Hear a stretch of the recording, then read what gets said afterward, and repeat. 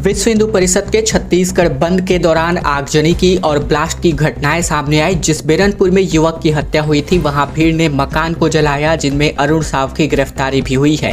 बेमेतरा में हिंसक घटना और एक युवक की हत्या के विरोध में सोमवार को छत्तीसगढ़ बंद का आह्वान किया गया। ऐसे में साजा से बिरनपुर पहुंचने के बाद बीजेपी प्रदेश अध्यक्ष अरुण साव को गिरफ्तार कर लिया गया। पीड़ित परिवार से मुलाकात करने प्रदेश अध्यक्ष पहुंचे हुए थे, इससे पहले ही उनको अरेस्ट कर दिया गया। गृह मंत्री ताम्रध्वज साहू ने कहा कि बिरनपुर की घटना के बाद स्थितियों को नियंत्रण में लिया गया है।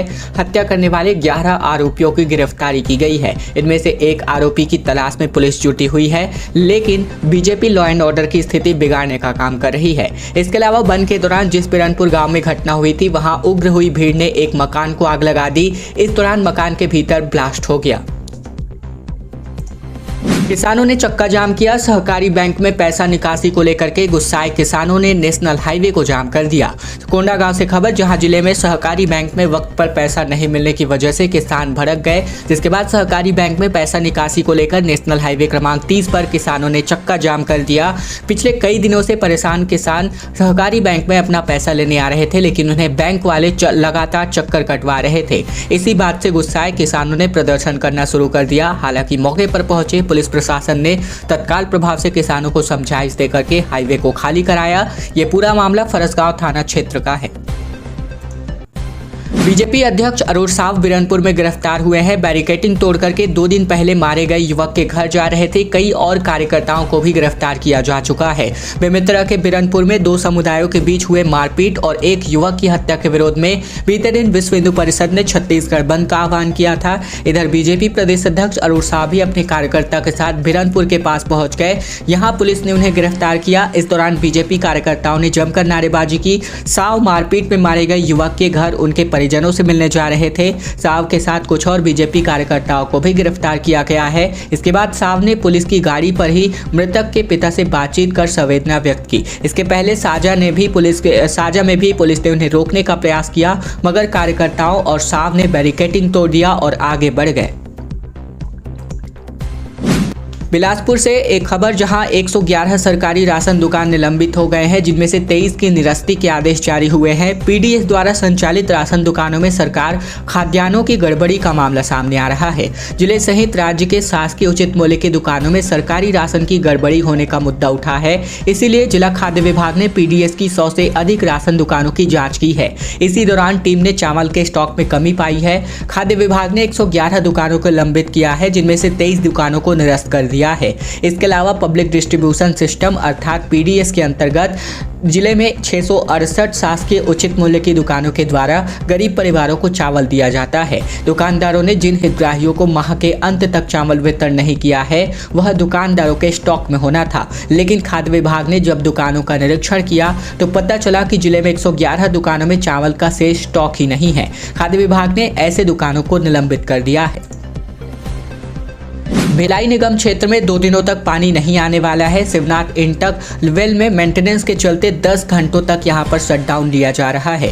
नगर पालिक निगम भिलाई क्षेत्र में 12 अप्रैल की शाम और 13 अप्रैल की सुबह पानी की सप्लाई प्रभावित रहेगी। निगम 12 अप्रैल को सुबह 10 बजे से लेकर शाम 7 बजे तक शिवनाथ नदी में बने इंटक वेल में मेंटेनेंस का कार्य करेगी। इसके चलते यहां से पानी की सप्लाई प्रभावित होने वाली है। निगम प्रशासन ने लोगों से कहा है कि वे 12 अप्रैल की सुबह अधिक पानी स्टोर करके रख ले, जिससे उन्हें किसी भी प्रकार की कोई परेशानियां ना हो। भिलाई नगर निगम से मिली जानकारी के मुताबिक समय समय पर शिवनाथ इंटक वेल के संसाधनों का मरम्मत कार्य किया जाता है। गर्मी के दिनों को देखते हुए निगम ने इंटक वेल के मरम्मत को लेकर योजना बनाई थी। आने वाले गर्मी के दिनों में शुद्ध पेयजल की सप्लाई में कोई परेशानी ना हो, इस वजह से ये शट डाउन किया जा रहा है।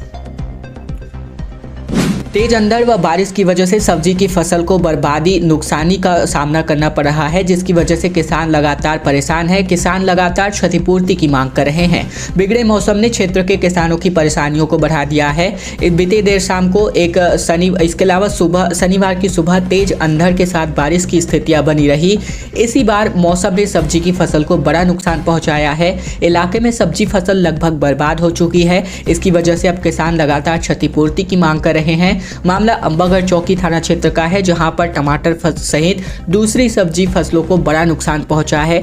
अंधड़ के बीच तेज बारिश हुई है और इसकी वजह से सब्जी की क्वालिटियां भी खराब हो गई हैं। हालात यह है कि ज़्यादातर सब्जी फसल अब खेत में ही पड़ी सड़ने लगी है। क्षेत्र के ज़्यादातर किसान इस सीजन में सब्जी फसल पर ही आश्रित रहते हैं। ऐसे में अब किसान लगातार यहां पर मुआवजे की मांग कर रहे हैं।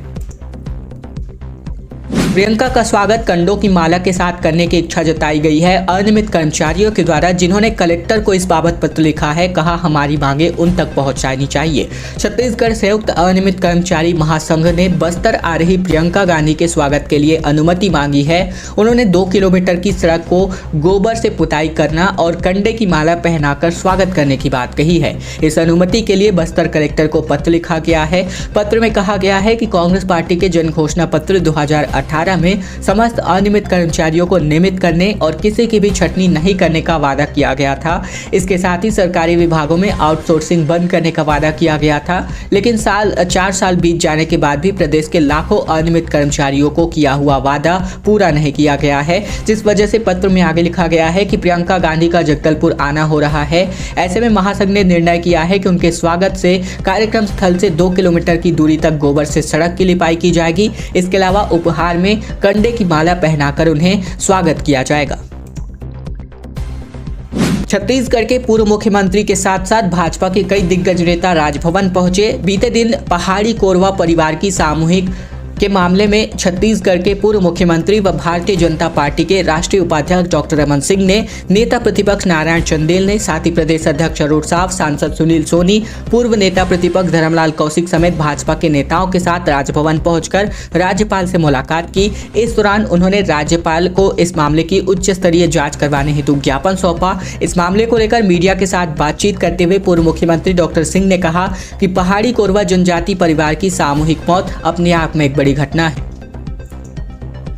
टिकट के लिए मारामारी लगातार हो रही है। 5 दिन के अंतर्गत 69 ट्रेनों के रद्द होने की वजह से 1,09,000 यात्रियों को अपनी यात्रा रद्द करनी पड़ी। राजधानी रायपुर से हावड़ा और मुंबई जाने वाली ट्रेनें 10 जून तक पैक हैं। ऐसे में यात्रियों को कंफर्म टिकट नहीं मिल पा रहा है। खड़गपुर से खेसमुली स्टेशन के बीच रेल रोको आंदोलन की वजह से रेलवे ने पिछले 5 दिनों में कुल मिलाकर 69 ट्रेनों को रद्द किया है। इधर बीते दिन भी 12 एक्सप्रेस ट्रेनें रद्द रहीं। इससे अब तक तकरीबन 1,09,296 यात्री ऐसे हैं जिनको अचानक अपनी यात्रा रद्द करनी पड़ी। ट्रेन रद्द होने के बाद भी यात्रियों को अब तक 10 जून टिकट मिलना संभव नहीं है। प्रदेश के तकरीबन 8 कॉलेज ऐसे हैं जहां पर नई शिक्षा नीति लागू हो चुकी है, जिसकी वजह से स्टूडेंट्स परेशान हो रहे हैं। दरअसल प्रदेश में 8 ऑटोनॉमस कॉलेजों में सेमेस्टर सिस्टम के अनुसार पढ़ाई कर रहे छात्र अपने आप को ठगा महसूस कर रहे हैं। इन 8 कॉलेजों के 2,500 से भी अधिक छात्र परीक्षा के बाद पुनर्मूल्यांकन व पुनर्गणना नहीं करवा पा रहे हैं। इसकी वजह से सैकड़ों छात्रों को बैक विषय की या तो उन्हें ईयर बैक की परीक्षा देनी पड़ेगी या तो उन्हें जो है एक बार फिर से इसके लिए चक्कर काटने पड़ रहे हैं। छत्तीसगढ़ प्रबंधन में पढ़ने वाले छात्र दिनों के मुताबिक वह बीए प्रथम वर्ष का छात्र है। परीक्षा में उसने अच्छा पेपर सॉल्व किया, लेकिन उसके परिणाम फेल आए। कॉलेज प्रबंधन से कॉपी का पुनर्मूल्यांकन करने के लिए कहा गया तो उन्होंने इस बात के लिए मना कर दिया। हालांकि इस प्रकार के कई ऐसे मामले हैं जो प्रदेश के इन 8 कॉलेजों में लगातार सामने आ रहे हैं नई शिक्षा नीति लागू होने के बाद। सीआरपीएफ की 65वीं बटालियन में शौर्य दिवस आयोजित हुआ, जहां शहीद जवानों को श्रद्धांजलि अर्पित की गई। भारतीय सेना ने पाकिस्तानी सेना को इस दिन खदेड़ा हुआ था। राजधानी रायपुर स्थित केंद्रीय रिजर्व पुलिस बल की यानी सीआरपीएफ की 65वीं बटालियन ने शौर्य दिवस पर शहीद जवानों को याद किया। सीआरपीएफ के जवान हर साल 9 अप्रैल के दिन शौर्य दिवस मनाते हैं। ऐसे में इस दिन पाकिस्तान की आर्मी ने पश्चिम भारत की तरफ से सीमाओं में घुसने के लिए डेजर्ट हॉक नाम का एक ऑपरेशन लॉन्च किया था। दुर्ग भिलाई में छत्तीसगढ़ बंद का बेहद व्यापक असर दिखाई दिया। सभी की सभी दुकानें बंद रहीं। भाजपाइयों ने नेशनल हाईवे को भी जाम किया। इसके अलावा बात करें तो बेमेतरा जिले के बिरनपुर गांव में 2 गुटों में हुए विवाद के मामले में विश्व हिंदू परिषद वालों ने छत्तीसगढ़ बंद का आह्वान किया। इसे लेकर बजरंग दल, हिंदू युवा मंच और भाजपा कार्यकर्ता सुबह से ही बंद कराने निकले थे। सभी दुकानों को बंद कराने के बाद उन्होंने सुपेला चौक में आधे घंटे के लिए नेशनल हाईवे को जाम कर दिया। इससे दुर्ग से रायपुर जाने वाली लेन में गाड़ियों की लंबी कतारें लग गई। छत्तीसगढ़ बंद का भिलाई चैम्बर ने अपना समर्थन किया। चैम्बर के कहने पर ही यहां के सभी व्यावसायिक प्रतिष्ठान दुकान को बंद करके रखे। भाजपा ने छत्तीसगढ़ को कहा मिनी पाकिस्तान। बीजेपी के ऑफिशियल ट्विटर अकाउंट से की गई पोस्ट के बाद ये बवाल हुआ। कांग्रेस बोली कि माफी मांगो। बीजेपी के ऑफिशियल ट्विटर हैंडल में छत्तीसगढ़ की तुलना पाकिस्तान से किए जाने को लेकर कांग्रेस ने आपत्ति जताई है। बेमेतरा में हुए सांप्रदायिक हिंसा के मामले को जोड़ते हुए बीजेपी ने छत्तीसगढ़ को मिनी पाकिस्तान और जिहादगढ़ को बता दिया है, जिसके बाद कांग्रेस और बीजेपी के वार पलटवार का मामला शुरू हो चुका है। कांग्रेस प्रवक्ता धनंजय सिंह ठाकुर ने कहा कि बीजेपी के द्वारा छत्तीसगढ़ को पाकिस्तान कहा जाना बेहद निंदनीय है। यहाँ मां भारती और छत्तीसगढ़ महतारी का अपमान है। बिहार के अलावा अन्य राज्य भी लगातार अब रुचि ले रहे हैं मखाना की खेती में। छत्तीसगढ़ मखाना पहुंच चुका है। ऐसे में बात करें तो 30 से 50 एकड़ अब खेती का दायरा बढ़ चुका है। अपने गुड़ों को लेकर देश ही नहीं बल्कि विदेशों में पहचान बना चुके मिथिला मखाना की खेती मिथिला तक ही सीमित नहीं रही, बल्कि अब इसकी खेती छत्तीसगढ़ में भी होने लगी है। इसकी खेती की शुरुआत दरभंगा मखाना अनुसंधान केंद्र से लिए गए बीज से रायपुर स्थित IGKV अर्थात इंदिरा गांधी कृषि विश्वविद्यालय के वरिष्ठ वैज्ञानिक गजेंद्र चंद्राकर ने पहली बार की है। चंद्राकर ने इसको लेकर काफी उत्साह जताया है। उन्होंने कहा कि बिहार की सरकार को 1 एकड़ मखाना की खेती पर 72,000 रुपए की सब्सिडी देती है। छत्तीसगढ़ सरकार सब्सिडी भी नहीं देती, फिर भी इसकी खेती का क्षेत्रफल बढ़ता जा रहा है। ध्वनि प्रदूषण पर लगाम लगने के लिए केंद्र सरकार की मदद से रायपुर में 4 ऑटोमेटिक स्टेशन लगने वाले हैं। शहर में ध्वनि प्रदूषण मापने वाले 4 ऑटोमेटिक स्टेशन संवेदनशील स्थानों पर स्थापित किए जाएंगे। इनके लिए एम्स, सिटी कोतवाली, पंडित जल अस्पताल के पास और शंकर नगर में जगह को चिन्हांकित कर लिया गया है। ये मॉनिटरिंग सिस्टम सेंसर तकनीक पर काम करेगा। इसके लिए 15 मई तक सिस्टम स्थापित करने का लक्ष्य है। चारों स्टेशनों को स्थापित करने पर तकरीबन 65 लाख रुपए खर्च होंगे। वहीं ये राशि केंद्रीय प्रदूषण नियंत्रण बोर्ड अर्थात CPCB से मिलने वाली है। अभी शहर में ध्वनि प्रदूषण की जांच मैनुअली तरीके से होती है। गांव के 2 युवक के घर मिला नोटों का पहाड़ देख करके पुलिस वाले का सिर चकरा गया। बड़ा खुलासा हुआ है। छत्तीसगढ़ के जांजगीर चांपा में नकली नोट का बड़ा खुलासा हुआ है। पामगढ़ पुलिस ने 2 युवकों की गिरफ्तारी की है तो इस रैकेट का खुलासा हुआ। पामगढ़ पुलिस ने बताया कि स्थानीय 2 युवक तकरीबन 2 लाख रुपए के नकली नोट जब्त किए गए हैं और इनसे अभी भी जब्ती बाकी है। आरोपियों से पुलिस पूछताछ कर रही है। इस मामले का पूरा खुलासा बीते दिन हुआ, जहां पर रविवार शाम पुलिस को मुखबिर से सूचना मिली थी कि 2 युवकों के पास बड़ी तादाद में नकली नोट मिले हैं। पुलिस ने मुखबिर की सूचना के आधार पर छापेमारी की। छापेमारी के दौरान युवकों के कब्जे से 500 रुपए, इसके अलावा तकरीबन 2,000 रुपए के भी 4 बंडल नकली नोट जब्त हुए हैं। और अब खबर 45% रकबे में दलहन की खेती की जा रही है। छत्तीसगढ़ में रबी फसलों की लक्ष्य से अधिक बोनी बीते सीजन की इस साल तकरीबन 5.77% रकबा बढ़ाया जा चुका है। छत्तीसगढ़ ने इस साल रबी फसल के रकबे में 5% की बढ़ोतरी का लक्ष्य हासिल कर लिया है।